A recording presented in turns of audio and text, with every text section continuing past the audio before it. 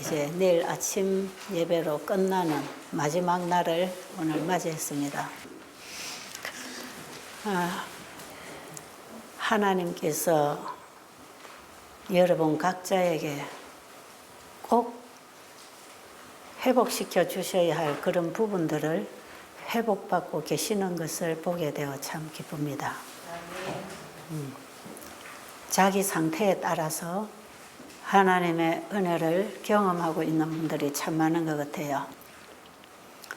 육신의 병을 가지신 분은 육신의 회복, 또 마음의 병을 가지신 분 마음의 병, 특별히 하나님을 잘 알지 못하던 분들이 이제 하나님을 알아가는 이런 변화들이 일어나는 걸 볼 때 참 우리 하나님 살아계시네요. 엄마가 아이를 임신하고 해산하고 많은 고통을 겪지만 그 아이가 자라면서 엄마와 눈을 맞추고 옹알이를 하고 엄마가 까꿍하면 까르르 웃는가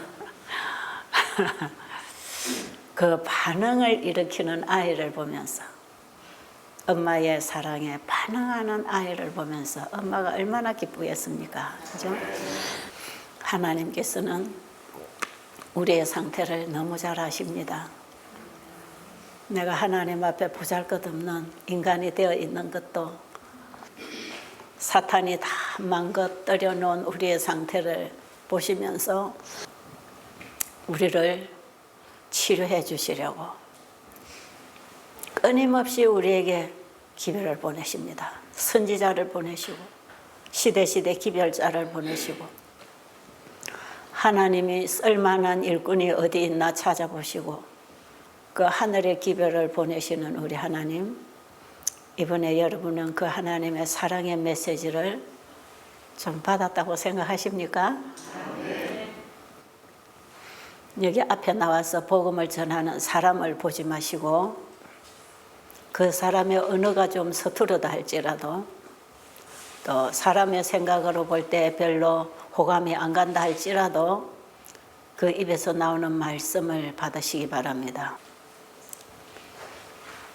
우리 하나님은 이런 더러운 개밥그릇 같은 질그릇 같은 이 도구를 통해서 그 소중한 생명의 기별을 보내시기를 원하시고 정말 쓸만한 그릇이 없어서 하나님은 잘나고 똑똑한 그릇을 보시는 게 아니라 내 말을 듣고 그 말을 받아먹고 그 힘으로 그 기별을 전할 온유하고 겸손한 종들이 있는가?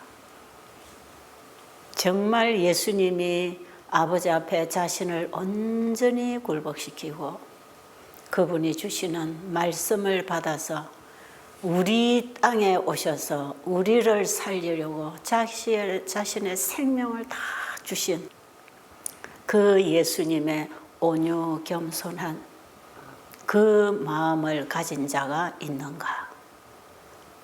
여러분, 우리의 품성은 우리 인간이 판단하고 인간이 얘기하는 그런 기준이 아닙니다. 온유 겸손은 우리 인간 안에는 누구에게도 없습니다. 그건 예수님의 품성입니다.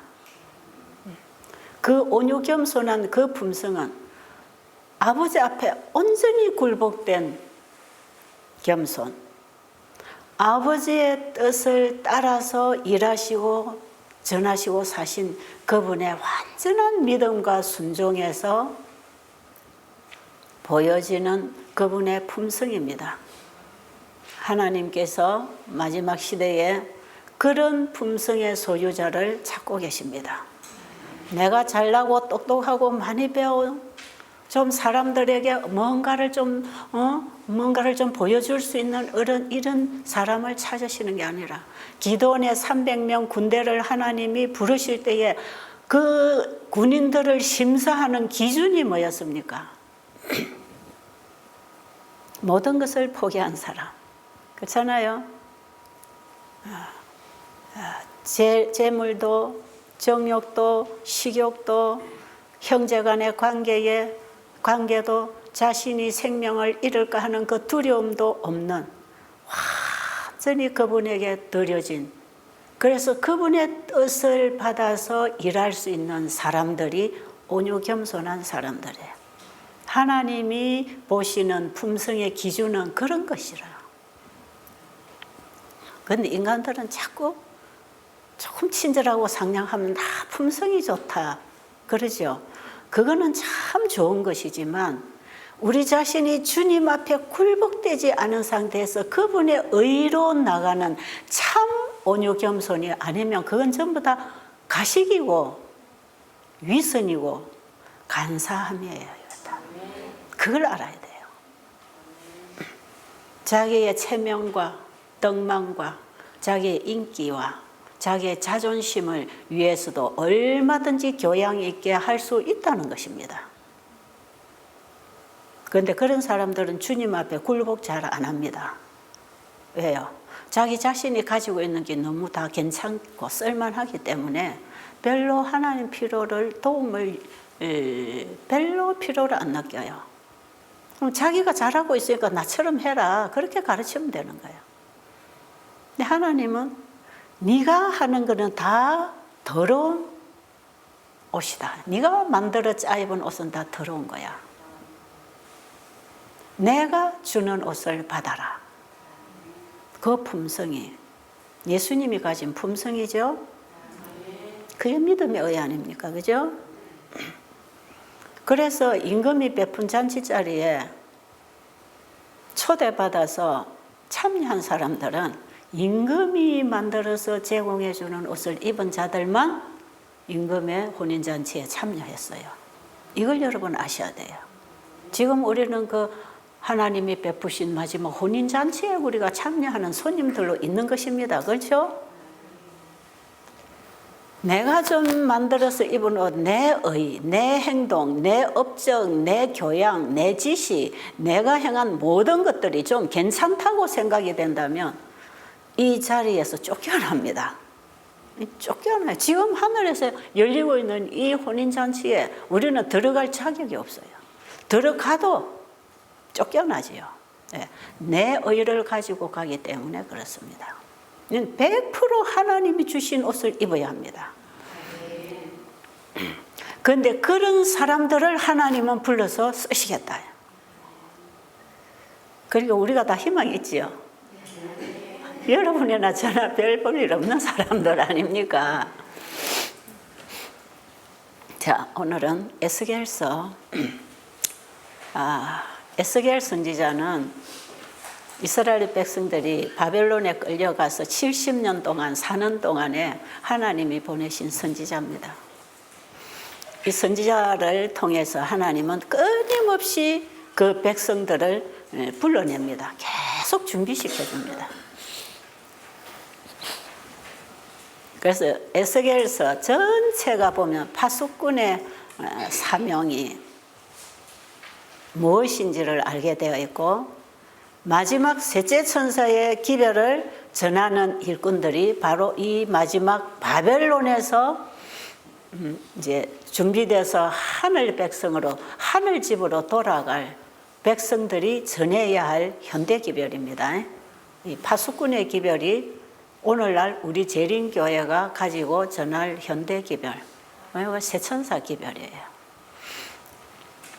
구약의 모든 선지자들을 통해서 전해진 주신 이 기별들이 그 시대에 그 백성들에게서 완성되지 아니하고 마지막 셋째 천사 기별로 한 백성을 완성시켜 줍니다. 제가 이 얘기 자주 하지요. 자, 이 모든 성경은 오늘날 우리를 위하여 우리가 이 복음 사업을 완성시켜야 될 사람들이라. 우리의 사명이 정말 무겁습니까? 어떻습니까? 중요합니까? 여러분 중요하다고 생각하세요? 그게 여러분의 정체성이란 말이에요. 여러분 개인의 정체성이요. 내가 이 시대에 이 재림교회 주신 이 기별을 가진 내가 어떻게 이 복음을 가지고 살고 전하고 마지막 복음 사업을 마쳐야 되는지 이 사명감을 여러분들이 가져야 돼요. 자, 여기 에스겔 1장에 보면 마지막 이 셋째 천사의 기별, 마지막 시대에 전해질 이 기별이 어떻게 이 사업이 이루어질 것인가. 여기 보면 1장에 보면 이 바퀴 안에 바퀴가 있다는 이 얘기는요, 날개 안에 손이 있고 바퀴 안에 바퀴가 있다는, 이 밖에 굴러가는 바퀴를 돌리는 바퀴가 안에 있다 이 말이에요. 이거 믿음으로 말미암아 의로 된다 이 말입니다. 내 힘으로 되는 게 아니라 오직 믿음으로. 제가 계속 이번에 했지만 12번의 믿음의 의를 얘기했지만 이것도 믿음의 의입니다. 이 믿음으로 말미암는 성경 전체이기 때문에 성경 전체를 믿음으로 말미암는 의로 풀어야 돼요. 기도도 마찬가지예요. 제가 다음 시간에 기도가 뭔지 좀 얘기하겠지만 기도도 이 믿음으로 말미암아 하나님의 의가 드러나는 삶이 기도를 통해서 되는 것이라. 그래서 우리는 기도가 뭔지 알고 기도해야 돼요. 실제로 뭘 구해야 될지를 알아야 돼요. 하나님의 뜻대로 구할 때 이루어지는 거니까 뭘 구해야 되는가. 오늘날 우리가 구하는 기도는 정말 엉터리고 자기 중심, 자기 오락을 찾아 구하고 자기 일을 이루기 위해서 기도하는 그 기도는 아직 우리는 이사야 58장의 경험에 들어가지 못한 사람들이에요.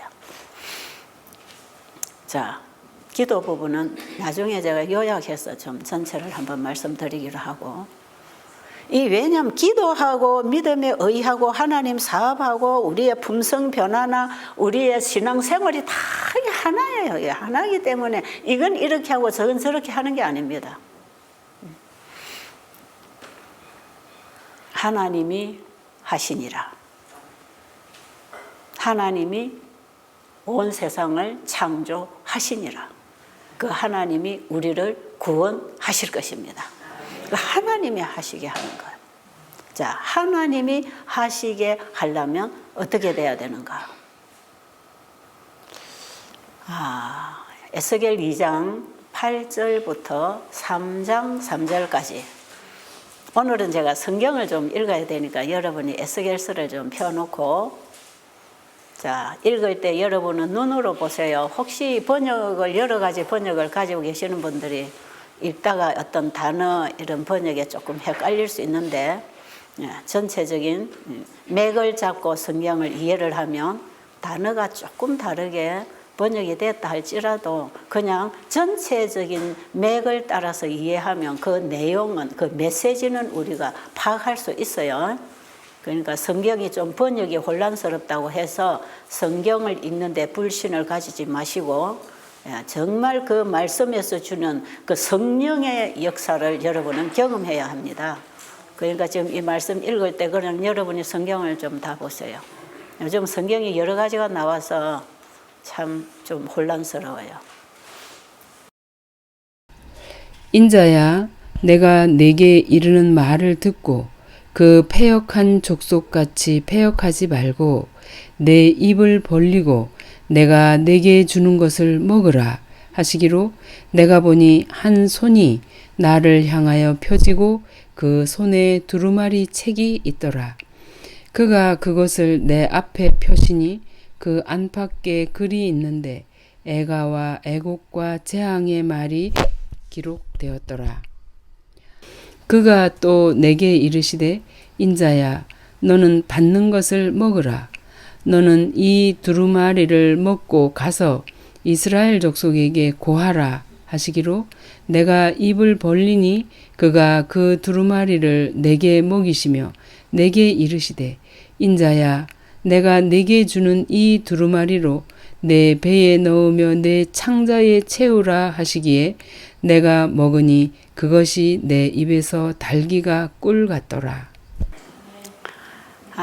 여기에 두루마리가 뭔가, 두루마리에 기록된 기별이 있지요. 그게 시대마다 전파되어야 할 세천사의 기별입니다. 그 시대도 똑같은 기별이 나왔어요.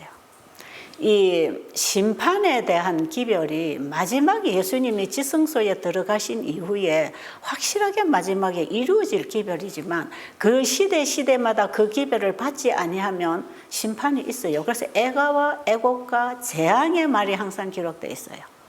바울도 그렇게 전했잖아요. 의와 절제와 심판의 기별을 바울도 전했어요.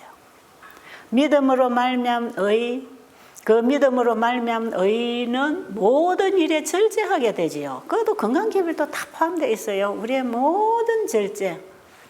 하나님의 말씀이 주시는 대로 따라갈 때 말씀 아닌 것을 다 포기하는 것. 예. 그리고 언제든지 복음이 전파된 후에는 심판이 있다는 거예요. 영원한 복음에는 심판이 있습니다. 그 심판도 복음입니다. 우리가 마지막 조사 심판이 복음이라 그랬죠. 마지막 세제천사의 기별하에서 예수님이 성소를 정결하게 하시기 위하여 조사해서 죄를 사단에게 이제 넘겨서 심판. 그래서 죄인은 그가 믿음으로 말미암은 의를 소유했는지를 조사하고 그들의 죄는 사단에게 옮겨서 사단이 심판받는다. 그러니까 이게 복음 아닙니까? 이 영원한 복음, 마지막 복음 사업의 끝이에요. 그래서 죄가 영원히 심판받는 것이 성소 정결 사업이라. 이 기별이 시대마다 주어졌고 마지막 때 최종 세천사 기별이 외쳐집니다. 세천사 기별 속에는 성경 전체의 기별이 다 들어있다. 그래서 요한계시록에서 모든 성경이 만나고 종결된다. 사탄의 심판도 창세기 3장 15절에서 선언된 그 심판이 네 머리를 깰 거라고 하는 그 심판이 언제 종결됩니까? 예수님이 지성소에서 나오시기 전에 조사 심판을 통해서 성소 정결 사업을 통해서 조사 심판 때에 완전히 그가 심판받고 끝나는데 나중에 계시록 21장으로 가면 그때에 완전히 집행 심판이 이루어지지요. 이미 끝납니다.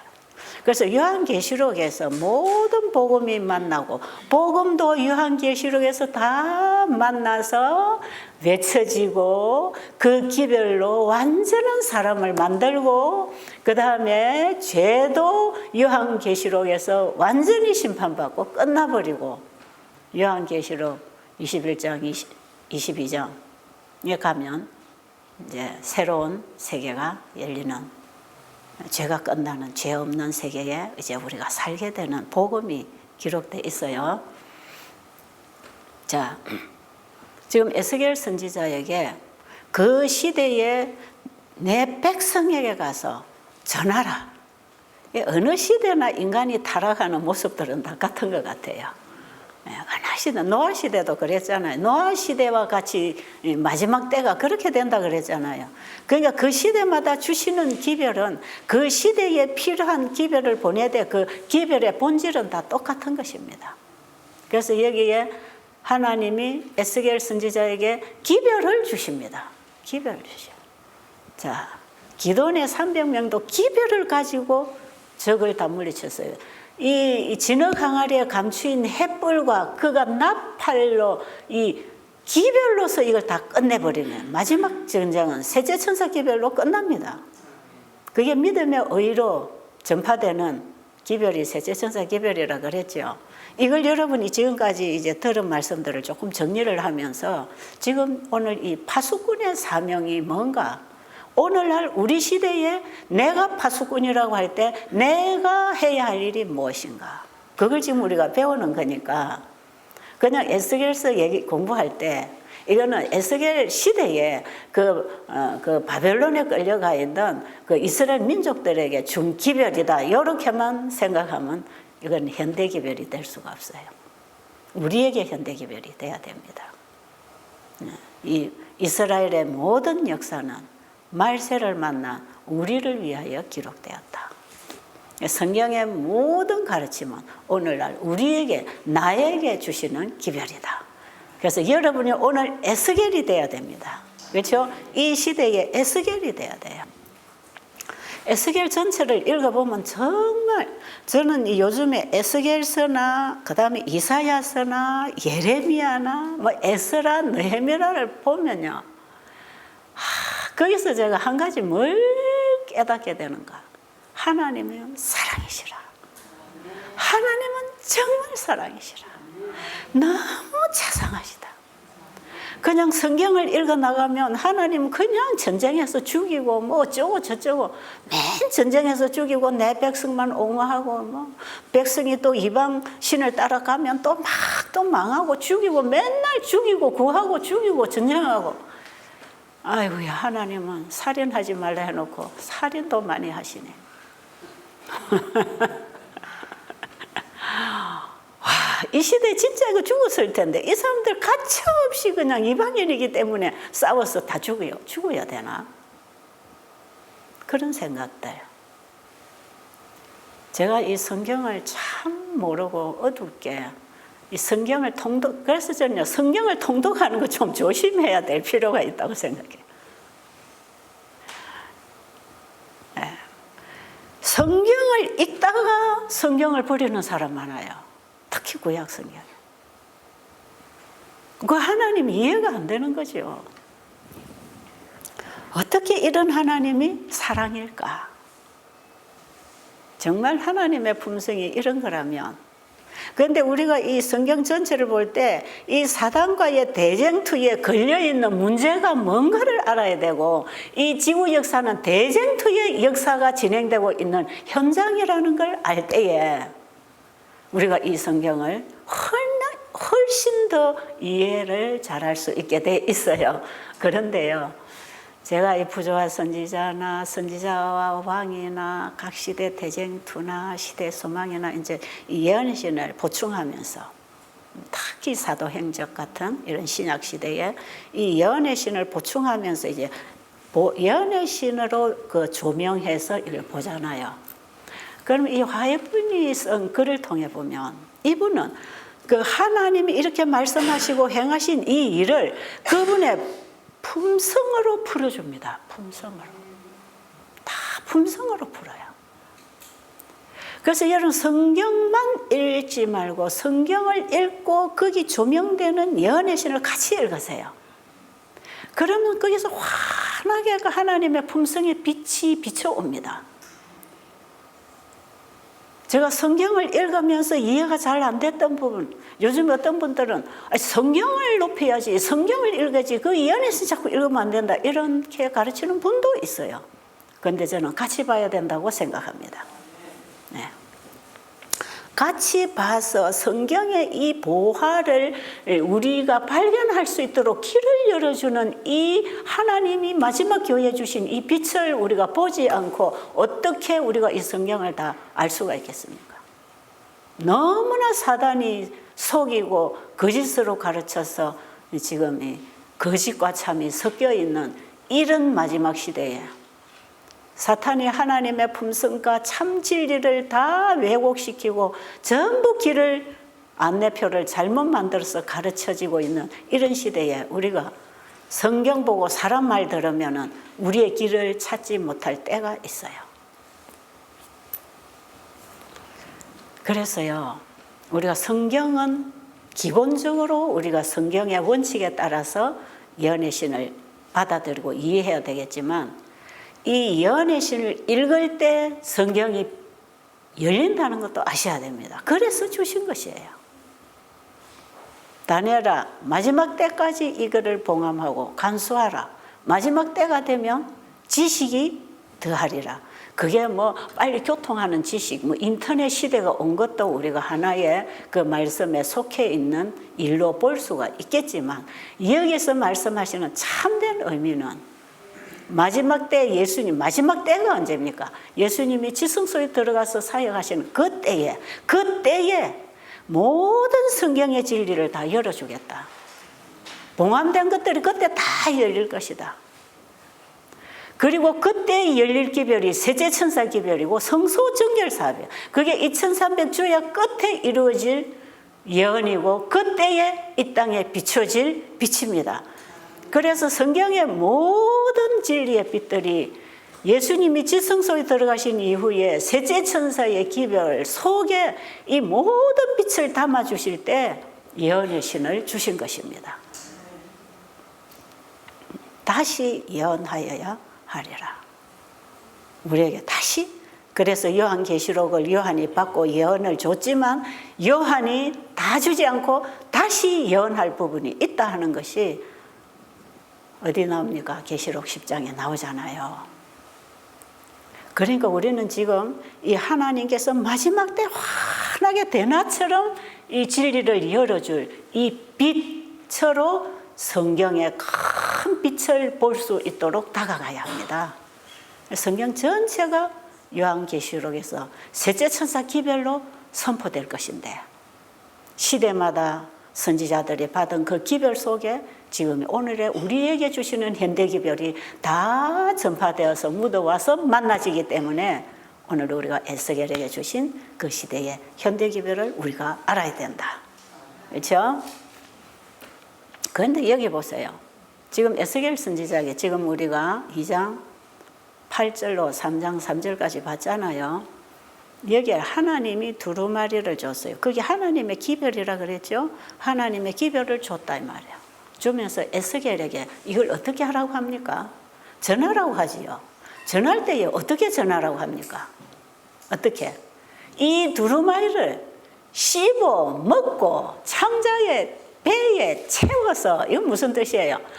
하나님이 주신 기별을 그냥 책 가지고 읽어서 가르치지 말고 이걸 네가 먼저 씹어 먹어서 창자에 채우고, 여러분 밥은 씹어 먹어 배에 들어가서 창자에 채우면 무슨 일이 일어납니까? 소화가 되지요. 그 소화되어서 만들어주는 영양물질이 우리 몸에 힘을 주는 것입니다. 그게 에너지야. 하나님의 말씀이 우리에게 힘이 되고 에너지가 되고 능력이 되고 품성이 되려면 하나님의 말씀을 씹어 먹어라 그 말이에요. 씹어 먹어라, 씹어 먹어라. 이게 참 중요합니다. 예수님은 하나님의 말씀을 마음으로 받아 씹어 먹어서 그것이 능력이 되고 말이 되고 일이 되어서 나타났다 이 말이에요. 예수님이 우리의 모본이라고 할 때 온유 겸손을 배워야지 예수님이 하신 이적적인 행위를 하려고 배우면 안 됩니다. 왜냐하면 예수님은 예수님으로서야 할 일이 따로 있었고 우리는 우리가 할 일이 있단 말이에요. 그러니까 예수님을 우리의 모본이라고 할 때 행위의 모본으로 삼으면 큰일 납니다. 그게 우리의 신앙이라면 우리는 불가능해요. 예수님은 우리의 행위의 모본이 아니고 믿음으로 말미암은 의의 모본이십니다. 그래서 우리는 예수 믿음을 가져야 돼. 예수 믿음을 가졌을 때 예수님처럼 계명에 순종하는 것이지 내가 믿고 순종도 하는 게 아닙니다. 그리고 우리의 행위의 모본도 아닙니다. 믿음의 모본입니다. 믿음의 모본. 예수님처럼 아버지를 믿으라면 예수님의 아버지를 신뢰하고 그분에게 자신을 낮추고 그 말씀을 따라서 순종할 수 있는 그 온유 겸손하신 예수님의 품성을 우리가 배우라는 것이지요. 그렇죠?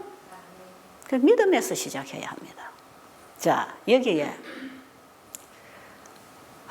에스겔은 하나님이 주신 그 말씀을 받아 먹고 창자에 채웠다는 것은 바로 자신이 포기됐다는 거 아닙니까? 그렇죠? 그 아버지가 주시는 기별 앞에 자기가 죽었다. 겸손하게 듣고 받아 먹었다. 그렇죠? 그 겸손이요. 겸손은 아버지 앞에 내가 죽는 것입니다. 내가 낮아지는 것 아닙니까? 내가 포기되는 거 아닙니까? 그게 에스겔 선지자가 갖추었던 품성이에요. 그래서 그 말씀을 받아 먹었더니 어떻게 됐어요? 그 말씀이 내가 되는 거야. 보세요. 우리가 먹는 음식이 내 몸입니다. 우리가 마시는 물, 공기, 음식 이것이 들어가서 내 몸의 세포를 만들어서 키워서 이렇게 장성한 어른이 된 내 몸은 우리가 지금까지 먹고 마시고 살았던 음식이 만들어낸 거 아닙니까? 그러나요? 그래서 우리가 먹는 음식이 피가 되고 그 피가 우리의 몸이에요. 이 우리의 세포들을 만들어서 끊임없이 내 몸을 이루어주는 이 몸은 우리가 먹은 것으로 만들어졌어요. 하나님의 말씀을 우리의 마음에 받아 먹으면 그것이 내 마음이 되고 내 사상이 되고 내 말이 되고 내 생각이 되고 내 일이 되겠지요. 그 우리 인간은 두 가지 음식을 꼭 먹어야 된다니까. 그래서 예수님이 사람은 사람이 떡으로만 사는 게 아니고 하나님의 입에서 나오는 모든 말씀으로 산다고 할 때 떡도 먹어야 된다 이 말이지요. 이거는 먹지 말고 이것만 먹어라 이런 게 아니고 우리의 신앙이 균형해져야 된다 그러잖아요. 우리는 육신의 양식도 건강적으로 잘 먹고 영혼의 양식도 잘 먹어서 이게 몸과 마음이 균형진 삶을 살도록 두 가지 음식을 균형지게 먹어줘라. 자, 그러면 우리 몸을 위해서 밥을 먹듯이 우리의 사명과 생각과 우리의 어떤 필요를 완성시키기 위한 어떤 힘이 와야 되는데 그것이 하나님 말씀에서 와야 된다. 자, 여기서 에스겔 선지자에게 네가 씹어먹고 창자에다 채우고 가서 내 백성에게 가서 전하라. 하나님 말씀이 이러이러하니까 듣든지 아니 듣든지 하나님의 말씀이 이러이러하니까 가서 전해주라는 거야. 내가 네 이마를 굳게 해서 무서워하지 않도록 용감하게 해줄 테니까. 그래서 이 말씀을 씹어 먹으면 용기가 납니다. 이 말씀을 씹어 먹으면 너무나 확실해서 그것이 바로 내 생각이 되고 내 힘이 되고 내 에너지가 되기 때문에 두려워하지 않고 잘못을 잘못이라고 지적할 수 있는 용기가 생기는 거예요. 세상에는 모르면 무식하면 용기가 있다 하는데요. 그거는 세상 사람이 하는 소리. 하나님의 말씀이 우리에게 용기를 줍니다. 그 말씀의 확신과 그 말씀의 사랑의 에너지가 들어오면 이 죽어가는 영혼들을 향하여 그들이 잘못 가고 잘못 먹고 잘못 살 때 거기에 가서 너 이거 잘못됐어. 이렇게 돌아와. 이게 아니야.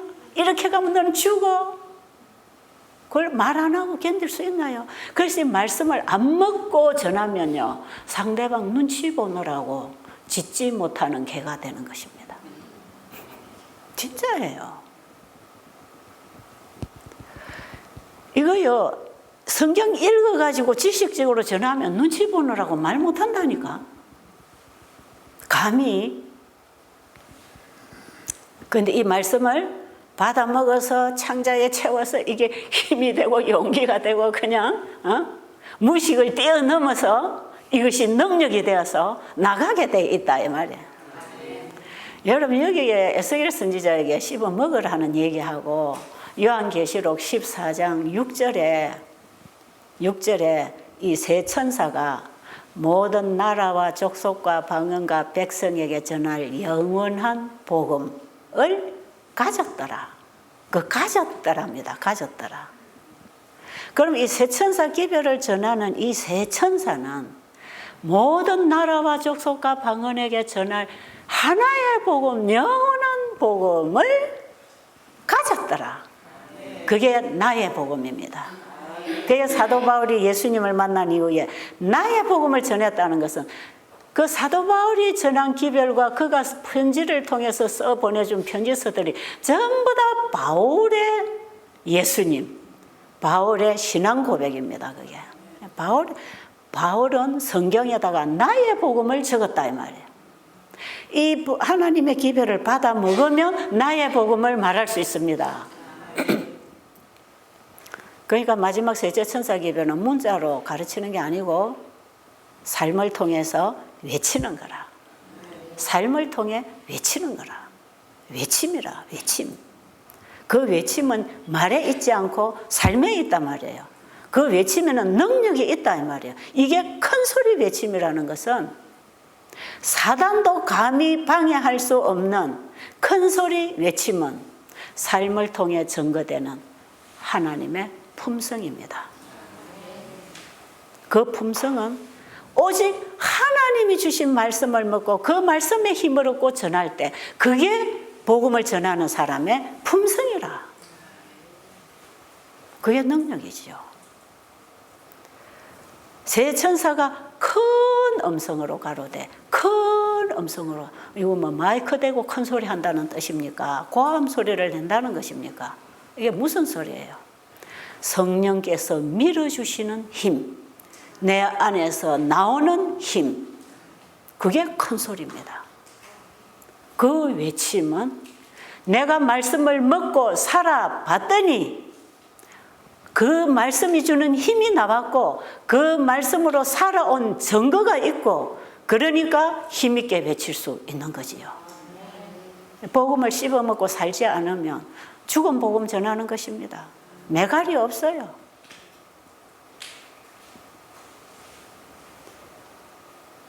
마지막에 새 천사가 된다는 것은 바로 이런 사람이라. 이게요. 이제 오늘 이 에스겔 33장에 가보겠습니다. 자, 이제 에스겔 33장으로 가요. 중간에 여러분이 다 읽었다 치고 집에 가서 공부하시고, 자, 하나님은 우리를 살리고 싶어. 구약의 그 선지자들을 통해서 기별을 보신 그 하나님의 가슴은 내 백성을 하나도 잃지 않고 다 그 백성을 살리고 싶었어. 애가와 애곡과 재앙의 말을 가지고 호소하는 겁니다. 호소. 제발 너 죽지 말고 살아라. 왜? 지금 이제 곧 심판이 온다. 이미 적이 쳐들어온다. 빨리 준비하고 피하라. 그게 하나님 사랑 아니에요. 마지막 새 천사의 기별을 바로 그걸 전하는 것이거든요. 자, 에스겔 33장이 이 파수꾼이 전해야 할 기별의 핵심이 거기고 이 사명을 우리에게 강하게 해주기 위해서 네가 이 기별 전하지 않아서 백성이 죽으면 그 백성이 죽는 그 생명의 값도 네가 지불해야 된다. 이렇게까지 말씀하시면서 이 기별을 저 죽어가는 앞뒤도 모르는 분별할 수 없는 저 무지한 백성들에게 가서 이 기별을 전하라고 하는 사명을 하나님은 이렇게 강하게 에스겔에게 주고 계십니다. 1절부터 보겠습니다. 1절로 7절에 있는 말씀. 여호와의 말씀이 내게 임하여 가라사대, 인자야, 너는 내 민족에게 고하여 이르라. 가령 내가 칼을 한 땅에 임하게 한다 하자. 그 땅 백성이 자기 중에 하나를 택하여 파수꾼을 삼은 그 사람이 칼이 그 땅에 임함을 보고 나팔을 불어 백성에게 경고하되 나팔 소리를 듣고도 경비를 하지 아니하므로 그 임하는 칼에 제함을 당하면 그 피가 자기의 머리로 돌아갈 것이라. 그가 경비를 하였던들 자기 생명을 보존하였을 것이나 나팔 소리를 듣고도 경비를 하지 아니하였으니 그 피가 자기에게로 돌아가리라. 그러나 파수꾼이 칼이 임함을 보고도 나팔을 불지 아니하여 백성에게 경고치 아니하므로 그 중에 한 사람이 그 임하는 칼에 제함을 당하면 그는 자기 죄악 중에서 제한 바 되려니와 그 죄를 내가 파수꾼의 손에서 찾으리라. 인자야, 내가 너로 이스라엘 족속의 파수꾼을 삼음이 이와 같으니라. 그런즉 너는 내 입의 말을 듣고 나를 대신하여 그들에게 경고할지어다. 11절 읽으세요. 에스겔 33장 11절. 주 여호와의 말씀에 나의 삶을 두고 맹세하노니 나는 악인의 죽는 것을 기뻐하지 아니하고 악인이 그 길에서 돌이켜 떠나서 사는 것을 기뻐하노라. 이스라엘 족속아, 돌이키고 돌이키라. 너희 악한 길에서 떠나라. 어찌 죽고자 하느냐 하셨다 하라. 아멘. 그 이스라엘 족속이 오늘날 우리입니다. 우리예요. 하나님은 제가 아까 이 에스겔, 이사야, 예레미야 다 보면서 제가 하나님 사랑을 받다 그랬죠. 그 하나님은 그 죄에서 떠나라고 부르십니다.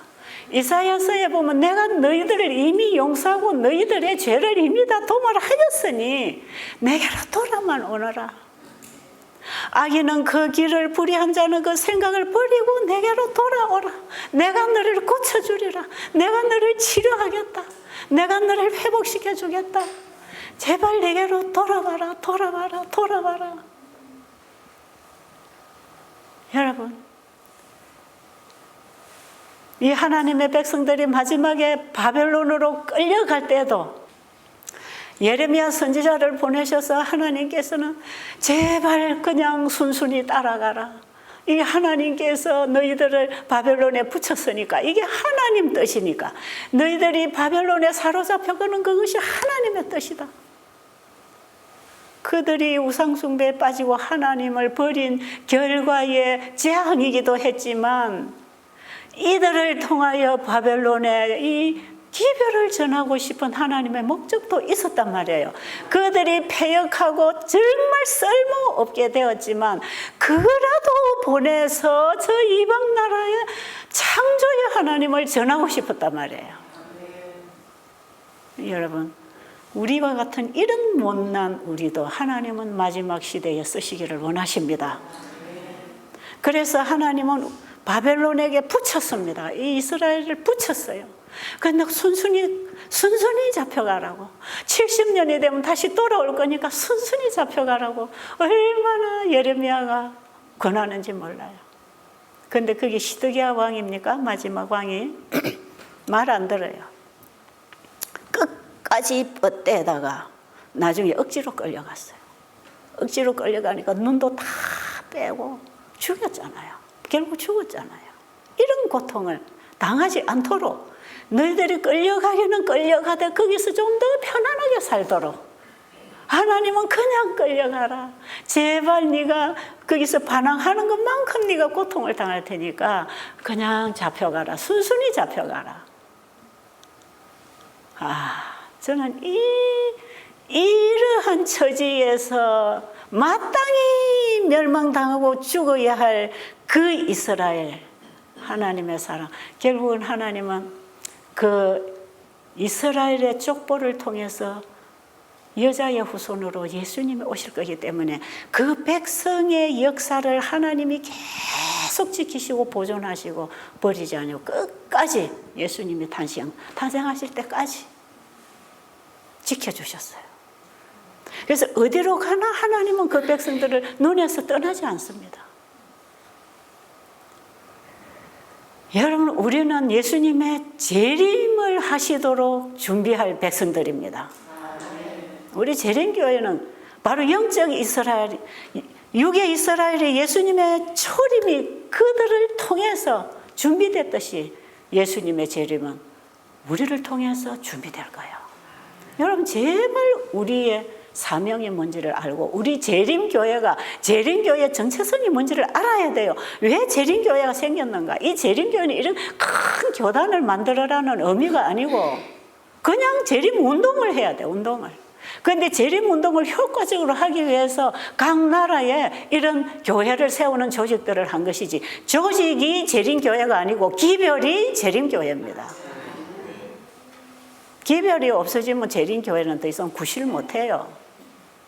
그래서 이런 교회가 마지막에 승리할 수 있는 하나의 길은 셋째 천사의 기별로 승리한다 그랬죠. 그러니까 이 교회가 기별을 회복하면 교회는 다시 일어납니다. 그러니 지금 우리 교회를 일으키려면 이 기별이 나가야 되는 거라. 정말 저는 자다가도 깨서 이 기도를 하면서 막 숨이 막히게 울어요. 아버지, 어떻게 해야 이 교회가 마지막 사명 완수를 하기 위해서 일어날 수 있겠습니까?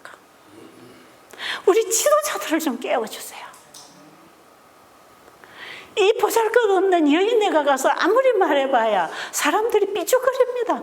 주님, 우리 지도자들 좀 깨워서 이 죽어가는 이 백성들 좀 일으키게 해주세요. 그리고 마지막에 셋째 천사 기별을 받고 나갈 수 있도록 준비시키는 지도자를 일으켜주세요. 저는 그래서 이 집회를 하면서도 그런 분이 어디 있는가 찾는 거예요. 이분은 지금 이 기별을 가지고 있구나. 이분이 일을 하겠구나. 그런 분을 만날 때 제가 얼마나 기쁜지 몰라요. 이제 되겠구나. 뭐가 좀 될 것 같네. 제가 역부족인 걸 알아요. 그러기 때문에 저는 정말 훌륭한 지도자들이 온유 겸손한 마음으로 주님 앞에 굴복될 때 얼마나 훌륭한 일을 할 수 있겠습니까? 저 같은 사람이 굴복하는 거하고 지도력 있는 사람이 굴복하는 거하고는 그 일을 할 수 있는 영향력이 엄청난 차이가 있는 것이거든요. 지금 우리가 일어나야 돼요. 그래서 이스라엘 민족들이 억지로 끌려가다가 나중에 싸우고 반항하다가 그 예루살렘 성전도 다 불태워버렸잖아. 너 나중에 빨리 끌려갔다가 이거 지키고 있다가 나중에 70년 되면 여기 돌아와서 다시 성전에서 예배 드릴 건데 그 성전 다 불태우고 없어지니까 나중에 스룹바벨과 요수아 대제사장이 돌아와서 성전 건축할 때 얼마나 힘들게 건축했습니까? 얼마나. 여러분, 에스겔에게 말씀을 주신 분은 우리의 구주 예수 그리스도입니다. 우리의 구주. 그분이 말씀하십니다. 오늘 여러분에게 말씀하십니다. 제발 돌이키라. 어찌하여 죽고자 하느냐. 네가 옛날에 어떤 죄를 지어도 괜찮다. 그 죄를 버리고 지금 돌아와라. 내가 널 회복시켜 주겠다. 왜요? 칼이 지금 들어오고 있다. 칼이 지금 너희를 향해서 점령해 오고 있으니까 빨리 내게로 돌아오라. 저는 요새 목사님들 설교 들으면 코로나 얘기 안 하는 분 별로 없어요. 이 코로나가 우리에게 크게 경고하는 것 같습니다. 아마 코로나가 언제 끝날지 모르지만 이 코로나 사건 이후로 이 세상에 많은 시스템의 변화가 올 걸로 생각합니다. 저는 지금 연습하고 있는 것 같아. 그 세상을 만들어가는 연습하고 있는 거야. 백성들 훈련시키고 있어. 예배 드리지 마 하면 예, 하지 마 하면 예, 문 닫아 하면 예. 참 연습 잘하고 있죠. 나중에 여러분 우리에게 어떤 강요가 올지 압니까? 여러분 지금은 국가에 순종해도 됩니다. 그러나 하나님의 율법을 버리고 인간의 법을 세우기 위해서 하지 마 할 때는 여러분은 목숨 걸고 노해야 됩니다. 그거는 지금 준비돼야 나중에 그렇게 할 수 있어요. 우리 하나님은 이런 때를 대비해서 내게로 돌아오라. 지금 칼이 임하고 있다.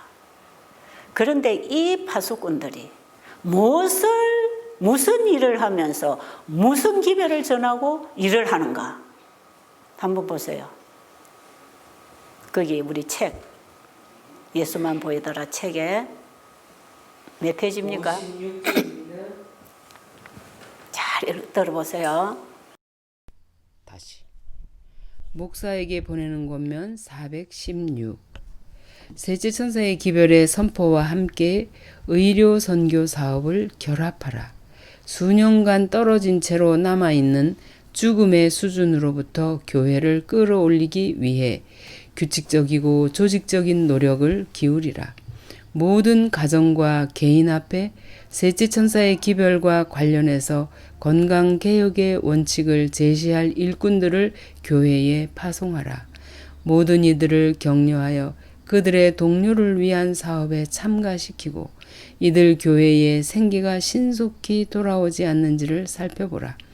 에스겔 33장을 신실하게 연구하라. 의료 선교 분야에서 이루어지고 있는 이 사역은 그리스도가 그분의 제자들에게 하라고 명령하신 바로 그 사역이다. 에스겔 33장의 파수꾼의 사명은 예수님이 제자들에게 하라고 하는 그 사업인데 이 파수꾼들이 그들의 죄로부터 그들을 건져서 하나님께로 인도하는 이 일을 할 때 뭘 결합하라고요? 의료 선교를 결합해서 그들이 식욕의 방종으로부터 개혁하고 일어나도록 건강기별을 전하라는 거예요. 여러분 우리 재림교회가 새천사의 기별과 함께 전하는 이 건강기별은 병을 고치는 데 목적이 있는 게 아니고 그들에게 개혁을 일으키는 데 목적이 있습니다. 이게 믿음으로 말미암은 의인은 생활 속에서부터 하나님의 말씀과 일치한 생활을 하는 거 아닙니까? 이 기별을 누구에게 주셨습니까? 재림교회 목사에게 준 기별이에요. 저 목사에게 보내는 기별이 있지 않습니까? 재림교회 지도자에게 주시는 기별, 재림교회 지도자가 바로 이 파수꾼의 사명을 가지고 있는 사람이 재림교회 지도자입니다.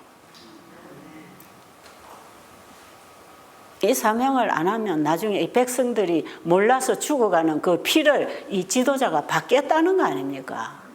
제 얘기가 아니니까 여러분 저를 욕하지 마세요. 저는 그냥 말씀을 전하는 것 뿐이에요.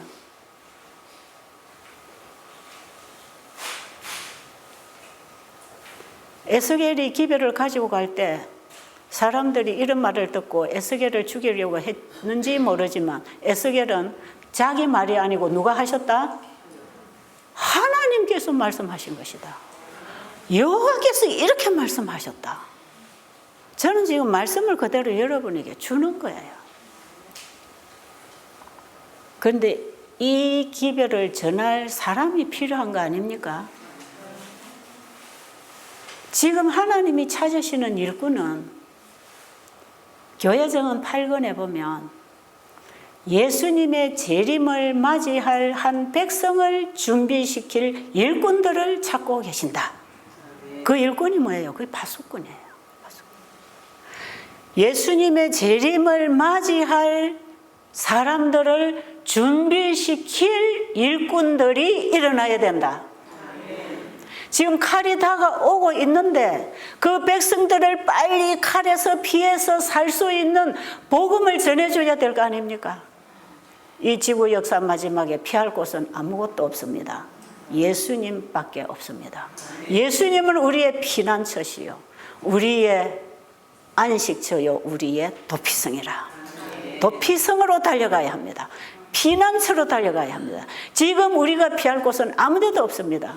코로나가 창궐하고 이상한 일들이 일어날 때 우리는 코로나를 피할 길 없습니다. 걸리면 죽어야 됩니다. 고통당해야 돼요. 뭐 백신이 나와서 해결할 줄 아십니까? 마지막 심판과 함께 언제든지 이 심판에 이 전염병이 따랐다고 하는 사실을 알아야 해요. 어느 시대나.